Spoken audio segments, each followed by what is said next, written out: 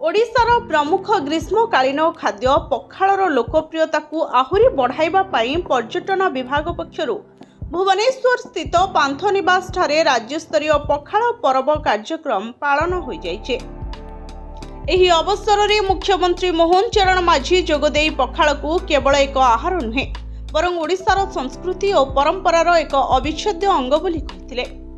पखाळ दिवसर मूल लक्ष्य हेउछि ओडिया खाद्यକୁ विश्व दरबार रे पहुंचाइबा। आजिकालीर पाश्चात्य खाद्य संस्कृति भितरे आमर एही पारंपरिक खाद्य जेपरि हजि न जाए सेथिपई एही दिवसटी समस्त ओडियांकु एकजुट करिवार प्रयास करिथाय बोली मुख्यमंत्री कहिथिले। मुख्यमंत्री निज पिलादिन सहित पखाळर संपर्क कथा कही भावविह्वल होई पड़िथिले एवं कहिथिले जे केवल गरीबर खाद्य नुहे बरं एहा महाप्रभु श्री जगन्नाथंकर मध्य प्रिय। श्रीमंदिर रे महाप्रभु को टंक तोराणी एवं पखाळ भोग लागि होइथाय। भगवान को पाखरे एही सरल खाद्यर अर्पण दर्शाए जे साधारण जीवनशैली केते शुद्ध। पखाळर सबुठारु बड़ गुण हेउछि एहा जीरो वेस्ट खाद्य। पखाळर प्रोबायोटिक गुण विषय रे कही मुख्यमंत्री पखाळरे थिबा हितकर जीवाणु जहा देहरे थिबा अनिष्टकारी जीवाणु को मारी देई थांती बोली निज अभिभाषण रे कहिथिले।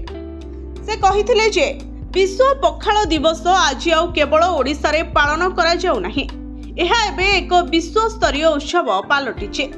भारतर विभिन्न स्थान रे एवं विश्वर विभिन्न स्थान रे रहुथुबा ओडिया माने एही दिन को गर्वर सहित पालन करुछते। पखाळ देश विदेश रे रहुथुबा ओडिया मानकु निज माटी सहित जोड़ी रखिबार एक माध्यम होइचे। एहा हमकु गर्वित करुछि जे आमर संस्कृति विश्वर प्रत्येक कोण रे पहुंची पारुछे। पखाळ पर्व पालन अवसर रे मुख्यमंत्री विश्वर समग्र चाषी समाज को कृतज्ञता जणाइथिले एवं युवपीढ़ी को ओडिया परंपरार मूल्य बुझिबाकू अनुरोध करथिले। द्रुत गति रे परिवर्तित हेउथुबा विश्व रे आगकू बढ़िबा गुरुत्वपूर्ण, किंतु आमर मूल सहित मध्य जोड़ी होई रहिबा समान भावरे गुरुत्वपूर्ण। पखाळ दिवस आज आम सरकार को विकसित ओडिशा संकल्पर एक अविच्छेद्य अंग। निजर पुरातन संस्कृति को सुरक्षित रखी आधुनिकता आड़कू दृढ़ भावे अग्रसर हेबा ही आम सरकार को मूल लक्ष्य। पखाळ दिवस माध्यम रे ओडिशार ऐतिह्य को सम्मान जणाइबा एवं एहाकू आगामी पीढ़ी पई साइती रखिबा पई आम सरकार जो निरंतर उद्यम करुछन्ते ताहा प्रत्येक ओडियांक हृदय रे एक नूतन आशा एवं गर्व सृष्टि करिछि बोली से कहिथिले। उक्त कार्यक्रम अवसर में मुख्यमंत्री इंडोनेशिया, मालेशिया, बाहरीन, सिंगापुर समेत 15टी राज्यरू आभासी माध्यम रे जोड़ी होइथिबा प्रवासी ओडिया मानक सह कथा होइथिले। एही अवसर में विश्व स्तर एवं राष्ट्रीय स्तर रे ओडिया खाद्यर प्रचार प्रसार करुथुबा सेफ मानकु मुख्यमंत्री संबर्धित करथिले।